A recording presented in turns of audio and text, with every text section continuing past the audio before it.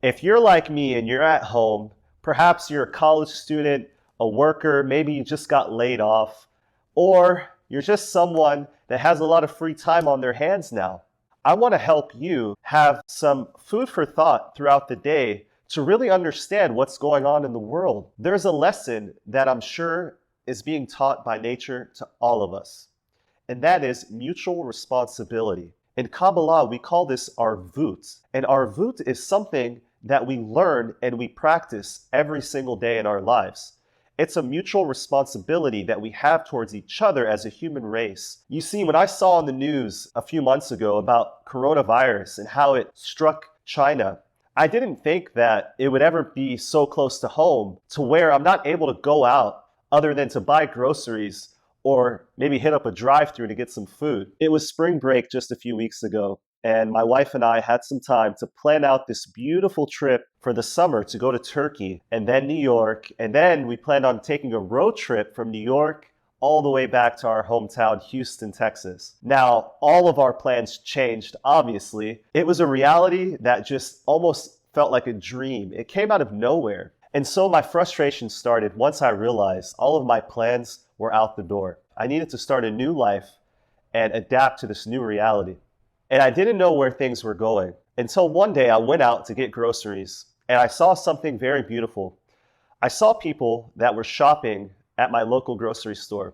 And these people that were shopping were grabbing one item off of the shelf, not 10, but just one, and they were leaving the rest. And it struck me in that moment, shouldn't this be a time that we hoard as much as we can and we try to stock up so that we don't have to keep making all these trips to the grocery store? Well, according to the behavior of these shoppers, that wasn't so much the case. In fact, in their minds, it seemed like they wanted to leave goods for other people and not just take for themselves. And it reminded me about something that I learned in Kabbalah, which is arvut, or the law of mutual responsibility, where we are each responsible for the well-being of others. And I was seeing it firsthand. I couldn't believe it. And when I got home, it felt good that influenced me to just take what I needed and leave everything else behind. I didn't need to have so much stuff in the fridge or sitting around the house. And all this frustration that I was feeling by not being able to do what I planned to do turned into a lot of other things. I started to write more. I started to vlog more. I started to feel like maybe I can spend my time in other ways. And now we're left with all these questions. When are we going to go back to work? When are we going to go back to school? When am I going to be able to send my kids somewhere where I don't have to take care of them at home 24/7? If you're like me and you don't like sudden changes, then take a deep breath for a second. Let this reality sink in. Why is nature bringing this trouble to us in the form of a virus? Perhaps we're out of balance. Perhaps the world is sick, not just on the human level, but on every level.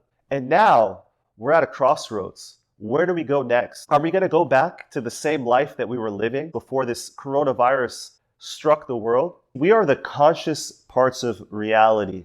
We have free will to choose. The rest of nature operates on instinct.